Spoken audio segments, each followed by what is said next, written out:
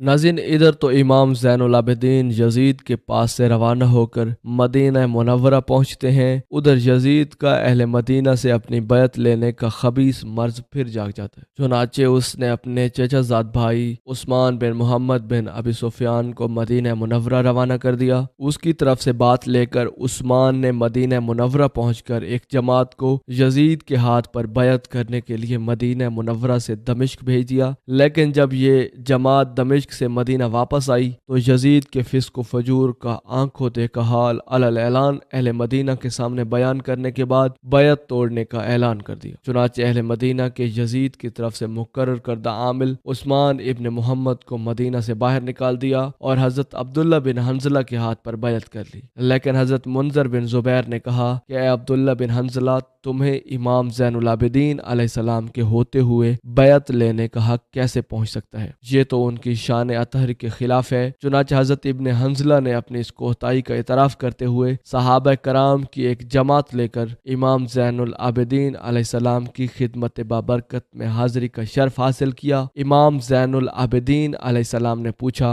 मुझ जैसे मुसीबत ज़दा मजलूम के पास आप हजरत कैसे तशरीफ लाए हैं? हजरत इब्न हंजला आगे बढ़े और तफसील से आने का मकसद बयान करने के बाद अर्ज किया, सरकार अली के जद अमजद के वफात शार गुलाम है, अपनी जान हजूर के कदमों पर कुर्बान करने का अहद करते हैं। लिहाजा हम गुलामों की तमन्ना है कि हजूर अपने दस्ते अकदस को बढ़ाएं ताकि हम सब आपके दस्ते मुबारक पर जान फिरोशी का अहद वफा करें। ये सुनना था कि इमाम ज़ैनुल आबिदीन अलैहिस्सलाम की आंखों से आंसुओं की झड़ी लग गई। फरमाने लगे, खुदारा अब ये तज़किरा बैत खिलाफत मेरे सामने न छेड़ो, कहीं ऐसा ना हो कि दिल के जख्मों से फिर खून की धारें फूट पड़े। मेरे जख्मी दिल में अब किसी नए जख्म की गुंजाइश नहीं। करबला का एक एक मंजर हर वक्त मेरे सामने रहता है। बस अब मैंने उस ज़ात से अपना मामला कर लिया है जो बेवफा नहीं। मैं कह रहा हूँ और वो सुन रहा है। मैं अपने दिल के जख्मों को उसे दिखा रहा हूँ और वो देख रहा है। उसके दर के एक सजदा शौक पर हजारों ताजर तक कुर्बान। खुदारा मुझे इस दर से हटाने की कोशिश न करो, मेरा दिल बहुत दुखी है, अब उसे और न दुखाओ। जब सहाबा ने और ज्यादा इसरार किया तो आपने फरमाया, अगर मेरा इस मदीने में रहना आप लोगों को पसंद नहीं तो मैं आज ही इस गरीब व मजलूम खानदान को साथ लेकर कहीं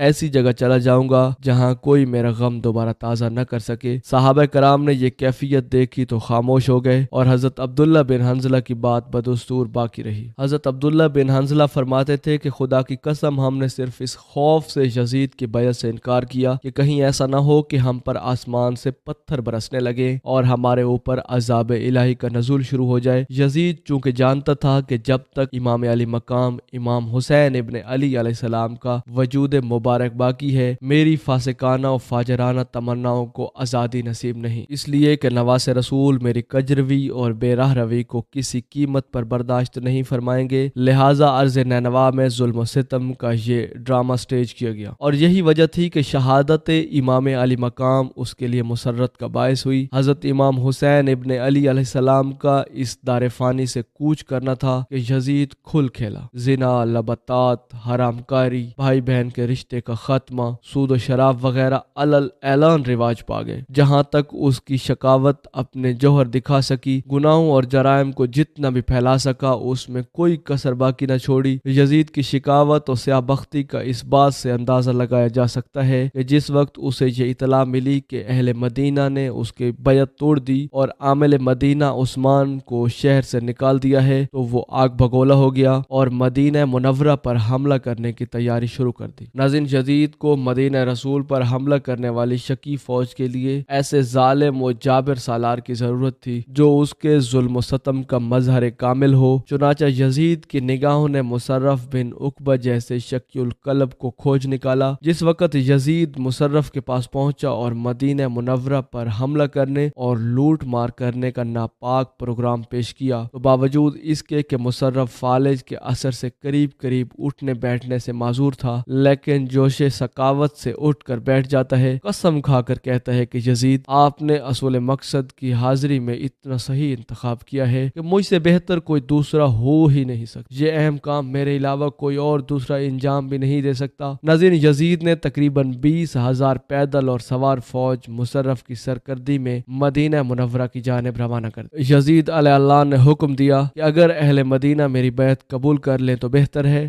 ورنہ بلا روک ٹوک مسلمانوں کو قتل کرنا اور ان کا مال و اسباب لوٹ لینا، ان پر کسی قسم کی رعایت نہ برتنا۔ مصرف کو یزید نے جب یہ کہا تو اس کی شکاوت و خباثت دگنی ہو گئی۔ یزیدی فوجی مدینہ منورہ پر پوری طاقت سے حملہ ہو گئے۔ اہل مدینہ یزید کی ہتھیار بند فوجوں کے حملے کی تاب نہ لا سکے۔ اس نے مدینہ منورہ پر غلبہ پایا تو اپنی فوج میں اعلان کر دیا کہ اہل مدینہ میں جسے پاؤ قتل کر دو، جو سامان پاؤ لوٹ لو، میں نے مدینہ کے مسلمان عورتوں کو تم پر حلال کر دیا ہے۔ ناظرین، بس اس حکم کا سننا تھا کہ یزیدی فوج کھل کھیلے۔ تقریباً 1700 اصحابہ کرام اور تابعین کو شہید کیا گیا، 700 حفاظ قرآن شہید ہوئے، 97 سرداران قریش اور تقریباً 10,000 عام مرد و خواتین اور بچے قتل کیے گئے۔ یزیدیوں نے عام مسلمانوں کے ساتھ جو ناروا سلوک کیا وہ محتاج بیان ہی نہیں۔ مقدس صحابہ کرام کے گھروں میں زبردستی داخل ہو کر وہ لوٹ مار مچائی اور بد تہذیبی کا وہ ننگا ناچ کیا کہ ایک بغیرت انسان اس کے خیال سے بھی کانپ اٹھتا ہے۔ یزید کے بے شرم اور بے غیرت فوجیوں نے مدینہ منورہ کی مقدس خواتین کی بالجبر عصمت دری کی اور ان کی عصمت و عفت کو تار تار کر کے رکھ دیا۔ ناظرین، روایات کے مطابق قریباً 700 سے 1000 خواتین جن میں صحابیات اور تابعیات شامل تھیں ان کی عصمت دری کی گئی، جس کا نتیجہ یہ ہوا کہ 1000 عورتوں کے بدن سے ناجائز اولادیں پیدا ہو گئیں۔ وہ مقدس مسجد نبوی جس کے فرش خاکی کو قدم رسول ہی نہیں بلکہ سید المرسلین کی روشن پیشانی چومنے کا بھی شرف حاصل ہے، جو نبی آخر الزمان کے باعظمت صحابہ کرام کی مقدس عبادت گاہ ہے، اس میں ایک نماز کا ثواب 70 نمازوں کے برابر ہے، جس کا ایک ٹکڑا جنت کی کیاریوں میں سے ایک کیاری ہے۔ آج یزیدی کتے اسی مسجد مقدس کے ستونے سے اپنے گھوڑے باندھے ہوئے ہیں۔ کئی روز تک مسجد نبوی کتوں اور گھوڑوں کے لیے کھلی رہی۔ حضرت سعید ابن مسیب رضی اللہ تعالی عنہما فرماتے ہیں کہ جس وقت یزیدی مسجد نبوی کی عزت و حرمت پامال کر رہے تھے، اس وقت میں موجود تھا جو دیوانہ وار مسجد نبوی کی دیواروں سے لپٹ لپٹ کر آنسو بہا کرتا تھا۔ شامی مجھے دیکھتے اور ہنستے ہوئے یہ کہتے کہ یہ دیوانہ یہاں نہ جانے کیا کرتا رہتا ہے۔ پھر جب نماز کا وقت آتا اور روزہ مقدسہ سے آذان کی آواز آتی،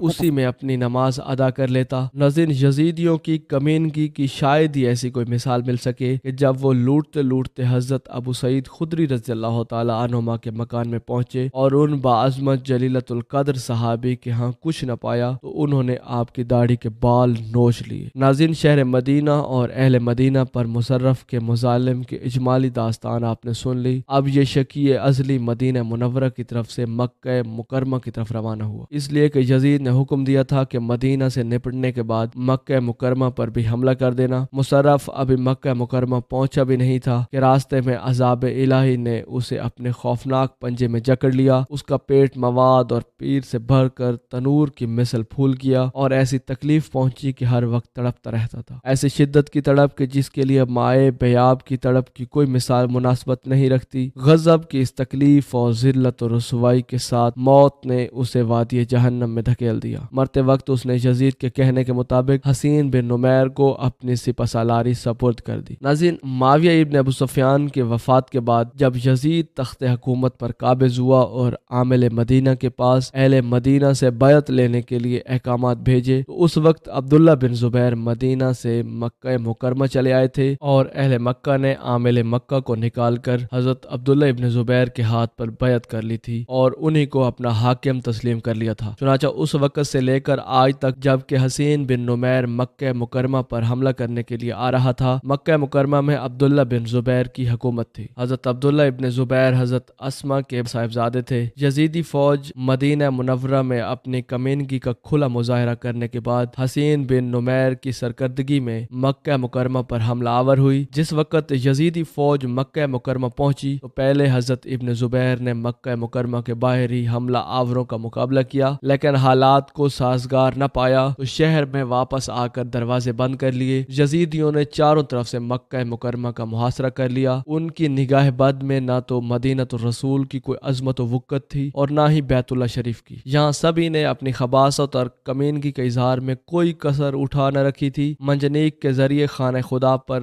مسلسل اتنی کثرت سے سنگباری کی کہ صحن کعبہ میں ہر طرف پتھر ہی پتھر نظر آتے تھے۔ مسجد حرام کے کئی ستون شہید کر دیے، غلاف کعبہ کو جلا دیا، بیت اللہ شریف کے دروازے کا پردہ نکال کر آگ میں ڈال دیا، یہاں تک کہ وہ مینڈا جو جنت سے حضرت اسماعیل علیہ نبینا علیہ السلام کے فدیہ میں آیا تھا، اس کے دونوں سینگ خانہ خدا کی چھت میں لگے ہوئے تھے۔ یزیدیوں نے ان کو بھی نہ چھوڑا اور جلا کر خاک کر ڈالا۔ غرض کے خانہ کعبہ بغیر لباس کے رہ گیا۔ اچانک ایک دن غیرت حق کے جلال کے آثار آسمان سے ظاہر ہوئے، انتہائی تیز اور پریشان کن ہوا چلنے لگی، آسمان سے آگ برسنے لگی۔ جس منجنیق کے ذریعے خانہ خدا پر سنگباری کی جا رہی تھی تو وہ منجنیق اور اس کے چلانے والے سب کے سب جل کر خاک کے سیاہ ہو گئے۔ ابھی یزیدی اس کار الہی کو دیکھ کر سہمے ہوئے تھے کہ اسی دن ان کو یزید علیہ اللعن کی موت کی اطلاع ملتی ہے۔ حسین بن نمیر اور اس کے کمینے ساتھی ابھی خانہ خدا اور مکہ مکرمہ کی عزت و آبرو سے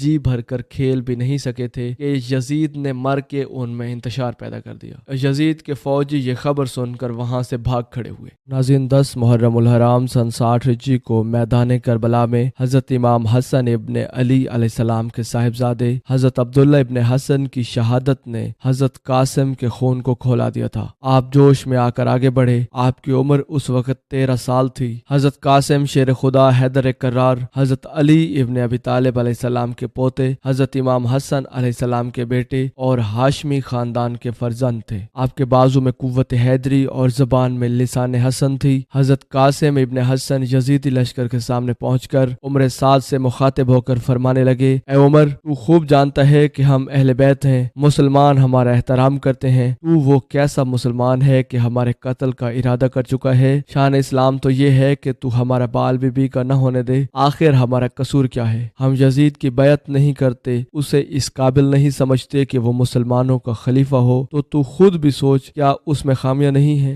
یزید کا خلیفہ ہونا اسلام میں انتشار کا باعث بنے گا؟ حق پسند لوگوں سے پوچھ، کیا یہ حقیقت نہیں ہے؟ تیرا دل خود یہ گواہی دیتا ہوگا کہ ہم حق پر ہیں، پھر تو بھی حق کی طرفداری کیوں نہیں کرتا؟ عمر ابن سعد نے کہا، حق تو یہ ہے کہ تم یزید کی بات کو تسلیم کر لو۔ حضرت قاسم فرمانے لگے، تو اپنے ضمیر کے خلاف کہہ رہا ہے، تو دنیا کی خاطر عاقبت کو خراب کر رہا ہے، تو کسی لڑنے والے کو میرے مقابلے میں بھیج۔ عمر ابن سعد نے ارزق پہلوان کو بلا کر کہا، تم قاسم کے مقابلے میں جاؤ۔ وہ نہایت بہادر، بڑا جنگجو اور تجربہ کار تھا۔ اس نے کہا، آپ مجھے ایک لڑکے کے مقابلے میں بھیج رہے ہیں؟ خدا کی قسم، یہ میری توہین ہے۔ عمر ابن سعد نے کہا، یہ ہاشمی نوجوان ہے، یہ امام حسین علیہ السلام کا بھتیجا ہے، یہ حیدر کرار کا پوتا ہے، اسے کم نہ سمجھو۔ اس کے چہرے کی افسردگی صرف پانی نہ ملنے کی وجہ سے ہے، اس کا مقابلہ کوئی معمولی آدمی نہیں کر سکے گا۔ ارزق پہلوان کہنے لگا، آپ فکر نہ کریں، میں بیٹوں میں سے کسی کو بھیجتا ہوں، وہ اسے گرفتار کر کے لائے گا۔ عمر ابن سعد نے کہا، ایسا ہی کر لو۔ ارزق کے 4 بیٹے تھے، چاروں ہی انتہائی بہادر اور نامور تھے۔ ارزق نے اپنے ایک بیٹے کو بلایا اور کہا کہ جاؤ اس امام زادے کو جا کر گرفتار کر کے لاؤ۔ حضرت قاسم ابن حسن چونکہ نوعمر اور کم سن تھے، اس لیے ارزق پہلوان کا بیٹا نہایت فخر و غرور سے اتراتا ہوا آیا اور آتے ہی اس نے کمند پھینکی۔ حضرت قاسم ابن علی نے تلوار کا ایسا ہاتھ مارا کہ کمند کے کئی ٹکڑے ہو گئے۔ ابن ارزق کو بڑا غصہ آیا، اس نے تلوار نکال کر حملہ کیا۔ حضرت قاسم نے ڈھال پر اس کی تلوار روکی اور ساتھ ہی نہایت پھرتی اور قوت سے حملہ کیا۔ ابن ارزق سنبھلنے ہی نہ پایا تھا کہ اس کی گردن کٹ کر الگ جا پڑی۔ ارزق اور اس کے تینوں بیٹوں کو بڑا دکھ ہوا، انہیں شدید غصہ بھی آیا۔ اس کا دوسرا بیٹا جوش و تیش سے بل کھاتا ہوا نکلا اور حضرت قاسم کے پاس آ کر بولا، مجھے غصہ تو اس قدر آ رہا ہے کہ تمہارے ٹکڑے اڑا دوں، لیکن میں یہ مہربانی کرتا ہوں کہ تمہارے قتل سے درگزر کر کے تمہیں اپنے ساتھ لے جانا چاہوں گا۔ تم تلوار میرے حوالے کر دو اور آؤ میرے ساتھ چلو۔ حضرت قاسم فرمانے لگے، بہادر ہو تو میری تلوار مجھ سے چھین لو، اگر تم اپنے بھائی کے پاس نہیں جانا چاہتے تو واپس چلے جاؤ۔ ارزق کے دوسرے بیٹے کو بھی غصہ آ گیا، اس نے نیزہ لے کر پوری ہمت سے حملہ کیا۔ حضرت قاسم نے بھی نیزہ نکال لیا، انہوں نے ڈھال پر نیزے کا وار روکا۔ ابن ارزق نے غصے میں آ کر کئی وار کیے جو سب حضرت قاسم نے روک لیے۔ پھر حضرت قاسم نے موقع پا کر اپنا نیزہ ابن ارزق کے گھوڑے کے سینے میں چبو دیا، گھوڑا الٹا ہو گیا اور ابن ارزق گھوڑے سے گر پڑا۔ اب حضرت قاسم نے بڑی قوت سے اس پر نیزہ مارا جو ابن ارزق کی زرہ توڑ کر ناف سے گزرتا ہوا کمر تک چلا گیا۔ اس طرح ارزق پہلوان کا دوسرا بیٹا بھی مردہ ہو کر کربلا کی زمین پر گر پڑا۔ ارزق اور اس کے باقی دو بیٹوں کو اس کے مرنے کا بے حد صدمہ ہوا۔ فوراً ہی تیسرا بیٹا بلبلاتا ہوا آ گیا۔ اس نے آتے ہی تلوار کے زور سے حضرت قاسم ابن حسن علیہ السلام پر حملہ کیا۔ حضرت قاسم نے بڑے استقلال سے اس کو روکا اور خود بھی اس پر تلوار کا وار کیا۔ اس لعین نے غلطی یہ کی کہ امام زادے کی تلوار اپنی تلوار پر روکی جس سے اس کی تلوار ٹوٹ گئی۔ ابن ارزق نے قبضہ حضرت قاسم پر پھینکا اور خود بھاگ کھڑا ہوا۔ حضرت قاسم نے تلوار کا قبضہ ڈھال پر روکا اور گھوڑے کو ایڑ لگا کر دوڑایا۔ جو ہی ابن ارزق کے قریب پہنچا تو اس کو ایسی تلوار ماری کہ اس کی زرہ کاٹتی ہوئی آدھے پیٹ اور آدھی کمر تک گھس گئی۔ ابن ارزق نے خوفناک چیخ ماری اور زمین پر گر کر تڑپنے لگا۔ یہ کیفیت دیکھ کر ارزق کا چوتھا بیٹا مقابلے میں آیا اور آتے ہی نیزے سے حملہ کیا۔ حضرت قاسم نے گھوڑے کو آتا دیکھ کر تاک کر اس پر ایسا نیزہ مارا کہ اس کے ایک پہلو سے داخل ہو کر دوسرے پہلو سے نمودار ہوا۔ اس سے ابن ارزق کی چیخ نکلی اور وہ مردہ ہو کر گر پڑا۔ اس طرح ارزق کے چاروں بیٹے شیر خدا حضرت علی ابن ابی طالب علیہ السلام کے پوتے اور حضرت امام حسن ابن علی علیہ السلام کے بیٹے حضرت قاسم کے ہاتھوں جہنم رسید ہو گئے۔ حضرت قاسم کی والدہ حضرت امام حسین علیہ السلام اور دیگر مخدرات عصمت آپ کی بہادرانہ جنگ دیکھ کر خوش ہو رہے تھے، لیکن کوفی سہمے جا رہے تھے۔ ارزق کو سخت صدمہ ہوا اور غصہ بھی آیا۔ اب وہ خود حضرت قاسم کو مقابلے میں آ گیا۔ ادھر حضرت امام حسین ابن علی علیہ السلام نے دعا مانگی، اے رب کریم میرے بچے کو اس دیو پر بھی فتح عطا فرما۔ ارزق نے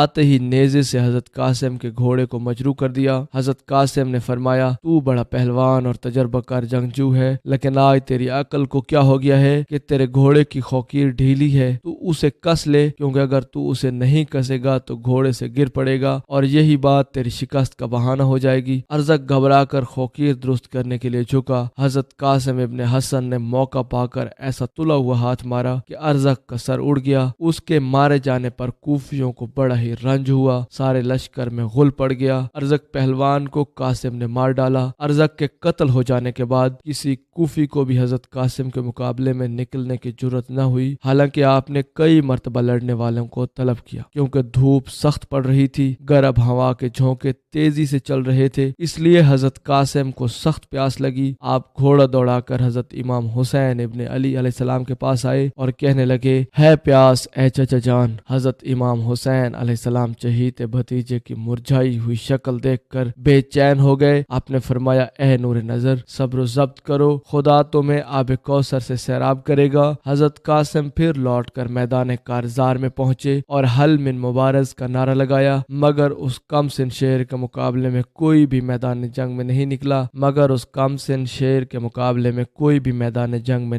کچھ دیر انتظار کر کے حضرت قاسم نے قلبی لشکر پر حملہ کر دیا۔ نہایت سختی اور پھرتی سے حملہ کر کے کوفیوں کو بے دریغ قتل کرنا شروع کر دیا۔ ناظرین، یہ اہل بیت کا ہی حوصلہ تھا کہ وہ بزدل، مکار اور بدباطن کوفیوں کے لشکر پر تنہا حملہ آور ہوتے تھے اور ان کے بے شمار آدمی قتل کر ڈالتے تھے۔ کوفیوں کو بھی یہ حوصلہ نہ ہوا کہ وہ قافلہ امام کے قریب جاتے۔ حضرت قاسم تلوار لیے انتہائی تیزی سے حملے کر رہے تھے۔ آپ کی خارشگاف تلوار جس کوفی پر پڑتی تھی اس کے ٹکڑے ٹکڑے کر ڈالتی تھی۔ کوئی کوفی ادھر مجروح ہو کر تڑپ رہا تھا تو کوئی ادھر بلک رہا تھا۔ موت کی گرم بازاری تھی۔ حضرت قاسم بڑی جواں مردی سے لڑتے ہوئے کوفیوں کو قتل کر رہے تھے۔ آپ نے بہت سے جاں بازوں کو مار ڈالا تھا۔ کوفیوں نے ایک دم نرغہ کر کے چاروں طرف سے تلواروں کا می برسا دیا، مگر یہ شان جواں مردی کہ حضرت قاسم زخمی ہونے پر بھی بڑے جوش و تاج سے حملہ کرتے اور ہر حملے میں سامنے والی صف کو الٹ دیتے تھے۔ اگرچہ پیاس سے آپ کا حال بے حال تھا، مگر لڑنے کا یہ عالم تھا کہ 10-10 اور 20-20 کے گروہوں پر حملہ کرتے تھے اور انہیں مجروح یا فنار کر کے واپس تشریف لاتے۔ جب حضرت قاسم دشمنوں کے سر و تن کے ڈھیر لگا رہے تھے، اس وقت عمر ابن سعد بن نکیل ازدی نے پیچھے سے تلوار ماری۔ حضرت قاسم یا اما کہہ کر گھوڑے سے نیچے گرے۔ امام علی مقام امام حسین ابن علی علیہ السلام آپ کی آواز سن کر تڑپ گئے، فوراً گھوڑا دوڑا کر لشکر یزید کی طرف چلے۔ جب امام حسین ابن علی علیہ السلام حضرت قاسم کے پاس پہنچے تو اور کوفی تو وہاں سے ہٹ گئے، لیکن وہ لعین جس نے حضرت قاسم کو